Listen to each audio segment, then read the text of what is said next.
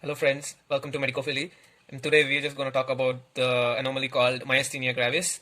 So, which by word means the Graves' muscles weakness. So, what actually happens in myasthenia gravis? I will just tell you a detailed story in what just happens and the pathophysiology, the diagnosis, and the treatment and the abnormalities associated symptoms. So, now in the myasthenia gravis, as you all know, this is the neuromuscular junction, and in the neuromuscular junction, this is the presynaptic membrane, and this is the postsynaptic membrane. So, in the presynaptic, yeah, and this is the presynaptic membrane, and this is the postsynaptic membrane, which is the muscle membrane. Or so in this, we as we know from the from the presynaptic membrane, acetylcholine, a neurotransmitter which has the ability to excite the myocells, was stored in the synaptic knobs of the presynaptic membrane, and which is released into the neuromuscular junction, or the NMJ, when stimulated or when depolarized. So this now the acetylcholine just enters into the neuromuscular junction, which now binds to the acetylcholine receptors on the postsynaptic membrane. And now, this after the acetylcholine once reaches this acetylcholine receptors on the postsynaptic membrane, this acetylcholine now produces a stimulus on these myocells and asks them to contract. So this is the normal physiology just happens in our body. But in myasthenia gravis, there is a production of since it is an autoimmune disease, there is a production of antibodies which are complementary, or which has the capability to bind to acetylcholine receptors on the postsynaptic membrane. So now this antibodies from the B cells in this anomaly just comes and binds to the acetylcholine receptors on the postsynaptic membrane, and so therefore the acetylcholine just cannot bind to the acetylcholine receptors. So as a result, the muscle cannot be fully stimulated for contraction. So you will experience the first symptom of the myasthenia gravis, or the clinical manifestation of the myasthenia gravis, is the muscle weakness, which by the name itself says it's Graves' muscle weakness. So yeah, the antibodies are produced by the B cells, which are complementary, or which has the capability to bind to the acetylcholine receptors and stop or just cessates or just decrease the ability of the muscle to contract, and then less decreasing the ability of the muscle to contract and decreasing its muscle strength. Okay, now let's talk about this myasthenia gravis in detail. Coming to its definition, it is a chronic autoimmune disorder in which the antibodies destroy the communication between the nerve and muscle, specifically the neuromuscular junction, which involves the acetylcholine receptors, and the acetylcholinesterase, resulting in the weakness of the skeletal muscle. It affects the voluntary muscles of the body, especially those that controls the eyes, mouth, throat, and limbs. So the clinical manifestations will also be accordingly of the eyes, which later on develops diplopia or the double vision in the mouth or in the oral area. It also results in the muscle weakness and so leads to the transverse smile, and also throat, which provides the difficulty in maybe slurred speech and also difficulty in swallowing, and also in the limbs. So the antibodies which are formed from the myoid cells of the thymus block the acetylcholine receptors, which is nicotinic and muscarinic, at motor end plate and postsynaptic membrane.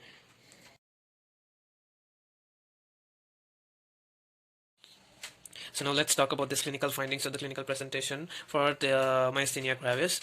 As you all know, the word myasthenia gravis, which is the Graves' muscle weakness. So weakness will be the most common clinical manifestation. But you can also remember all these clinical manifestations with the mnemonic called the word weakness. So yeah, first one, the W stands for the weakness of neck, face, arms, and legs, and the E for the eyelid drooping or ptosis can be seen.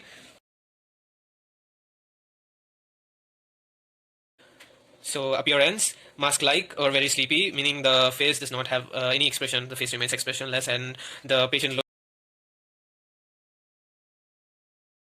looks really sleepy with drooping eyelids. And K for keep choking and gagging when eating, and N, which is no energy. So the patient really looks tired, or the patient due to the muscle spasms, or the for no energy, where the patient looks really tired and due to the muscle spasms, and E for the extraocular muscles involvement, motor cranial nerves 3, 4, and 6, which causes the double vision, which is diplopia, and strabismus, which is also common due to the lesion or due to the involvement of extraocular muscles, and also the involvement of 9th, 10th, and 12th cranial nerves, which leads to difficulty in mastication, that is chewing, and breathing. So since you face dyspnea, and also dysphagia, which is difficulty in swallowing. And 1S stands for slurred speech and hoarse speech. So the patient really can't express his words clearly. The speech is somewhat slurred, and shortness of breath, as we already talked, it's so coming to the pathophysiology, as we just see the diagram in the starting of the video.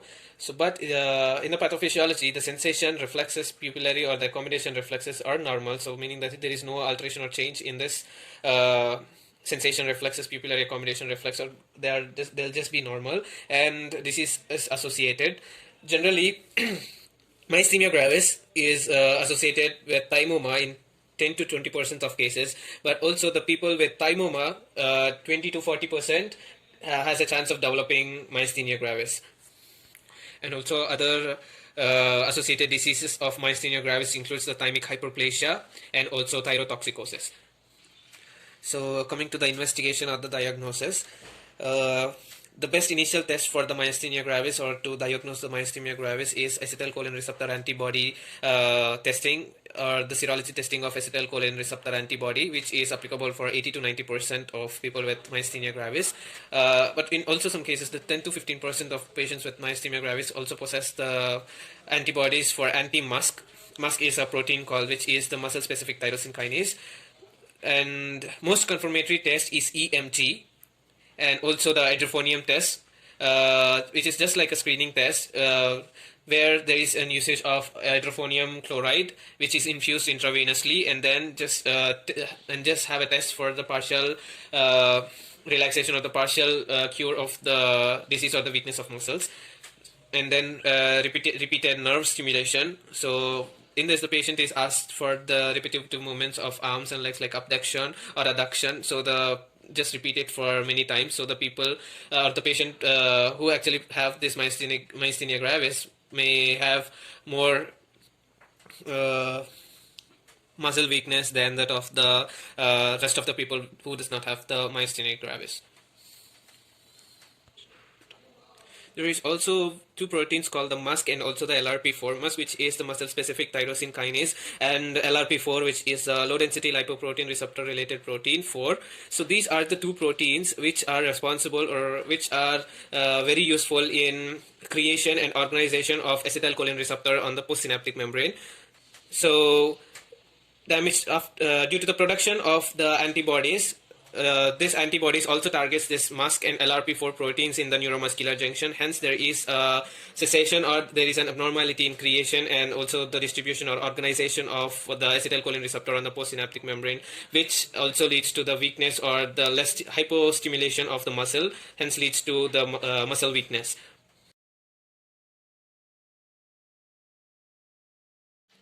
So now let's go through the therapeutic objective. The first one would be the short-acting drugs like hydrophonium chloride through the intravenous route of administration. Long-acting anticholinesterase drugs like pyridostigmine bromide and neostigmine bromide. And if not, you can also use the immunosuppressive drugs like systemic steroids, azathioprine and cyclosporine, methotrexate and cyclophosphamide.